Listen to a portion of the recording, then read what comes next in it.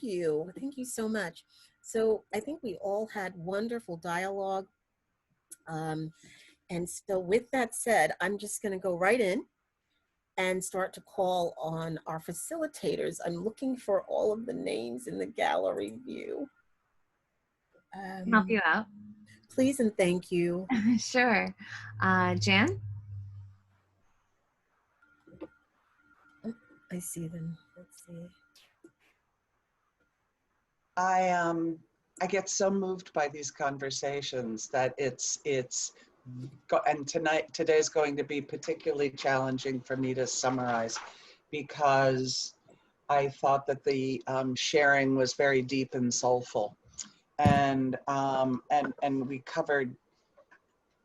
we really stayed on the first section of what's in a name, and we stayed with the name, the first cluster of questions, and we stayed mostly with first names, and so that was the course of the discussion. We had one person who's Polynesian, a mother, and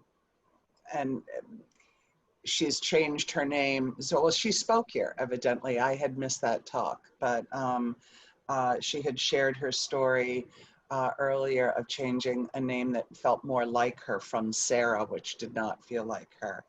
And that as she's gone on and matured and is doing work in, as she's been in a position to hire people, she's recognizing how names can spur our own biases and prejudices. And that led our discussion around that piece of what's in a name and checking for bias. A gentleman on the call who is from Africa talked about how in his Yoruba culture that a name is so precious and beautiful, and that a family takes 7 days to name a newborn baby.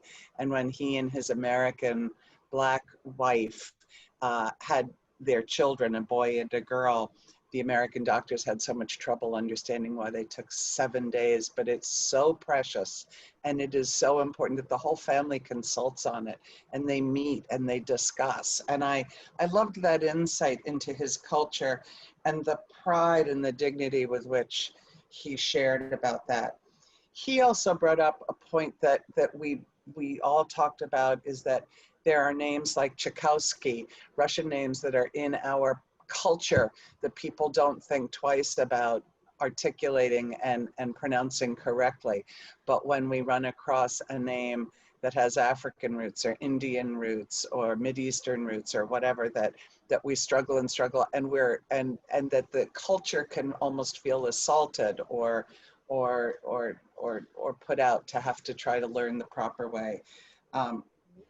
Okay, we're just trying to stay on point with time, Jan. Thank you. The one last thing was someone who had a name that doesn't present as a culturally anything name, probably most likely white. And when he shows up, he isn't a person who is white. And all that comes from that and is around that. Thank you. Thank you so much. Okay, and so now we're going to go to Natalie. I had a feeling you were going to come to me. I'm following the row. Okay. Excellent. Thank you so much. We had an amazing group. What's in a name, right? There were 4 of us in our breakout room, and we really shared the personal decisions made or experiences that were all tied to the sound of our name and how we expected people to react. There were 2 participants in the group who were moved to action to actually change their public name for 2 very different reasons. The first chose her name when she was a teenager growing up in an area of Chicago where she didn't see a white person until she was a teenager.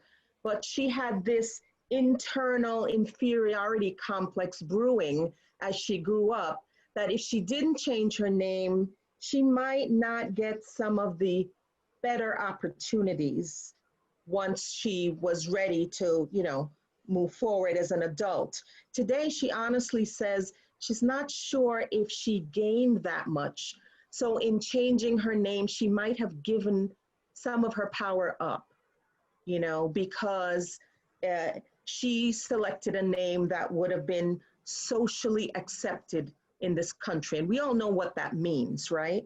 Our second participant in the breakout had a name that didn't match what she looked like or sounded like. And growing up, her name was so revered to her. It was so important to her that when she got older, she actually switched her middle name to her first name because it was easier to pronounce. And she didn't want people to mispronounce and misrepresent her name. It was that important to her. But both of them were moved to actually change their names for two very different reasons. Again, admitting to giving up some power and sort of recognizing that, you know what, I don't think I would have lost that much, but there was something in me that made me do that. Our opening speaker was in my breakout room. Boy, was I lucky to have David there. And he really, again, talked about the reverse racial treatment with having a last name that rung very clearly Jewish and not looking Jewish. And the fact that he actually felt more secure and comfortable moving away from a Jewish prosperous neighborhood into the projects. But there was the identification. He could identify with the people around him. As an adult, he continues to see some challenges with the name, but he stays true to who he is. And we know that because we heard him say that. I shared that I myself have had professional experiences as a young professional speaking on the phone with the last name Borneo. At the time, actually, it was Lawson, which is even more European sounding. And I went to meet the client only to then be reassigned from that account the day afterwards. I thought we had an amazing connection and a great day and a great visit, but he was clearly not very comfortable when he put the face with the name. And so I was very embarrassed. And we all realize that some of these journeys we are on are outside of our control.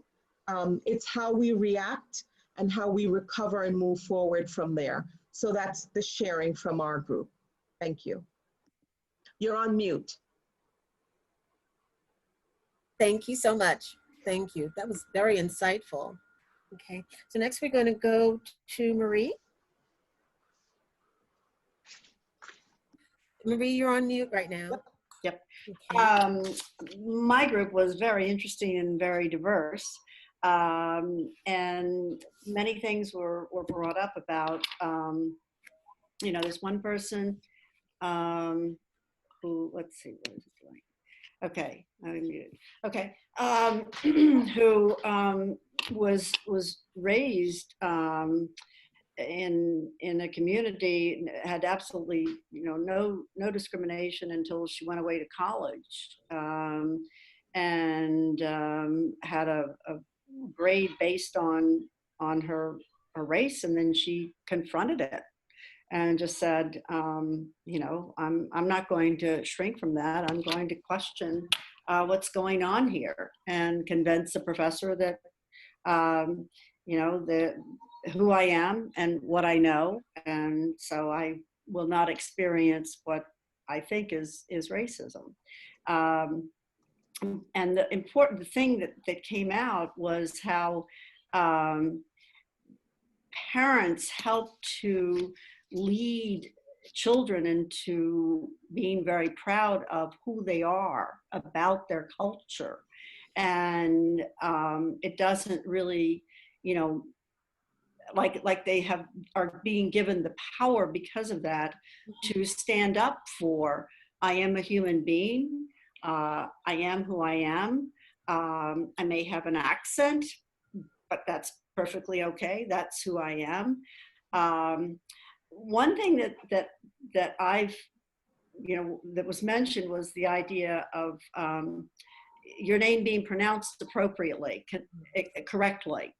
And how do you approach that? And when someone, mispronounces your name, and to boldly say it's this instead of that. And sometimes I think people just, shrink back and just say, oh, whatever. But again, it's to learn that you have to be proud of and to state who you are. And I think that came out very strongly from everyone, is that to be able to say, to know who you are, to accept who you are. Prabha said, I'm a human being, I'm a heartbeat, and I'm part of the human race, and I'm proud of it. And I think that that's a really important thing. The second thing was to admit that we do have biases, and honestly make that statement. I know I'm afraid to do that because I don't want to hurt someone's feelings. I really don't want to hurt someone's feelings. But it is true. There are certain biases when you see people, so then you admit it and move on. So it was a wonderful group. Lots of diversity, and I learned something every time. Thank you so much. Wonderful. Thank you so much, Marie. Francis?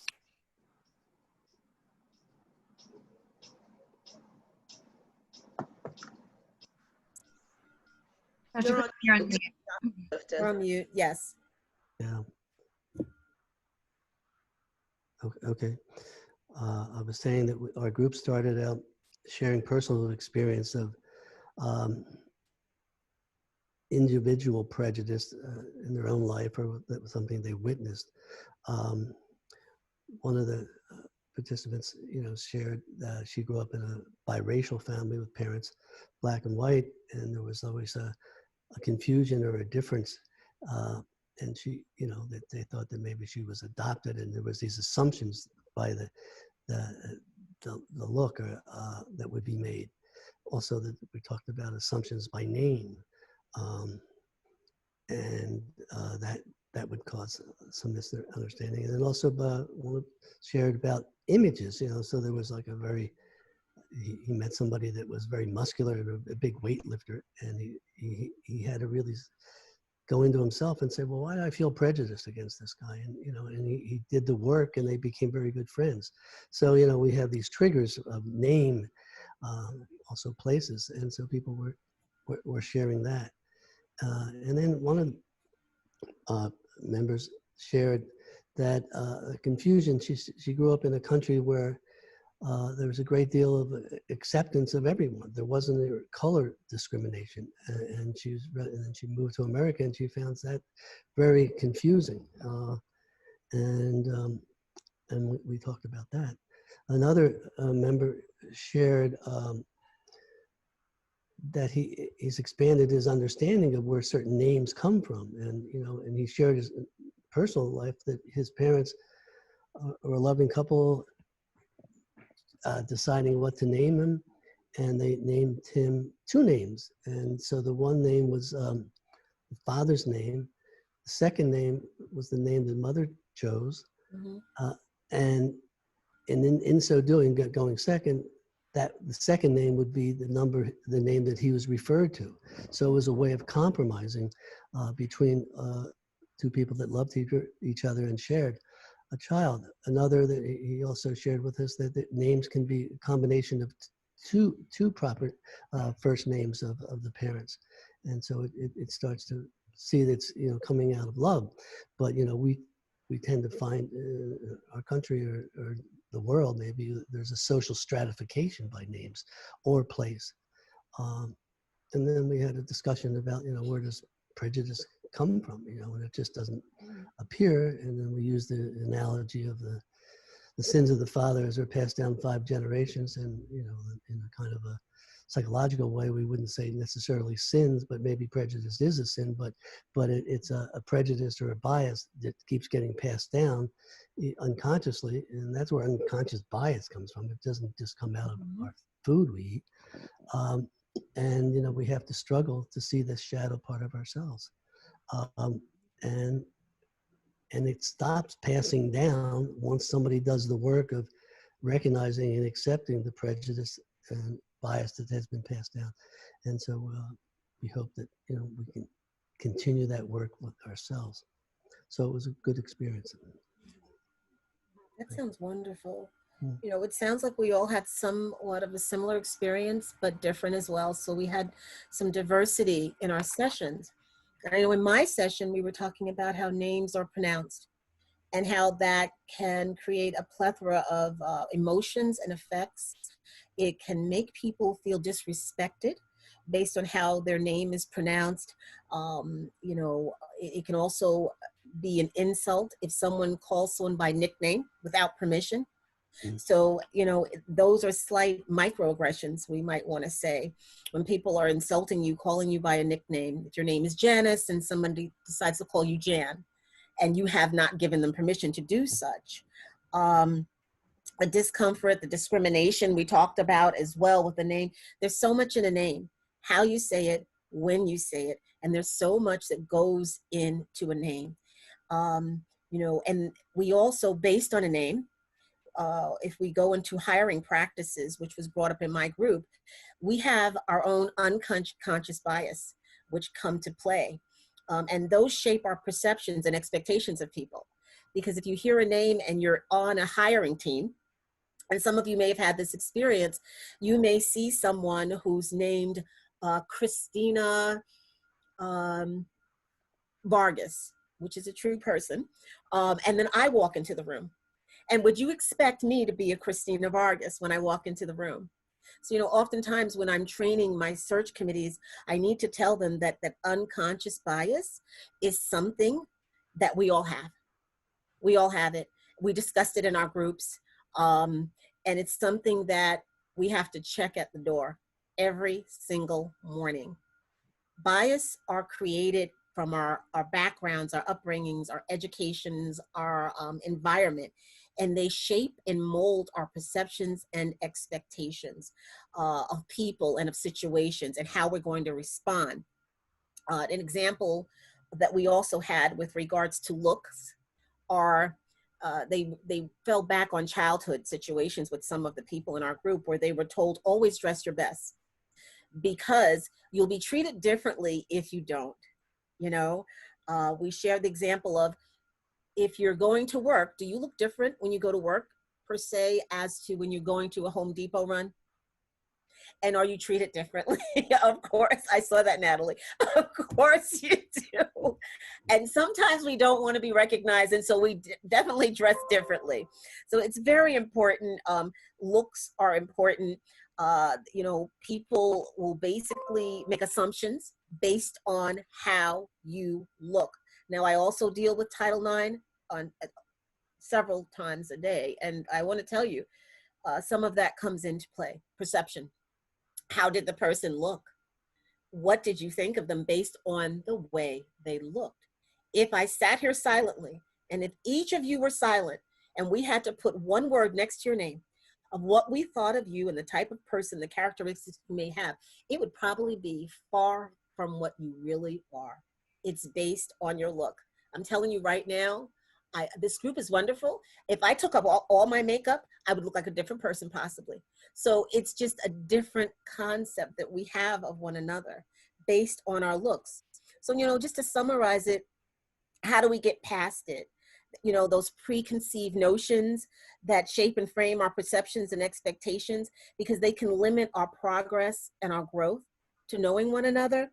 So we have to overcome the limitations by not looking at a person through our bias, checking it at the door every morning, knowing that we all have bias because we've had an experience, we've had some type of learning environment that shaped and molded our experience and perceptions and expectations of other people.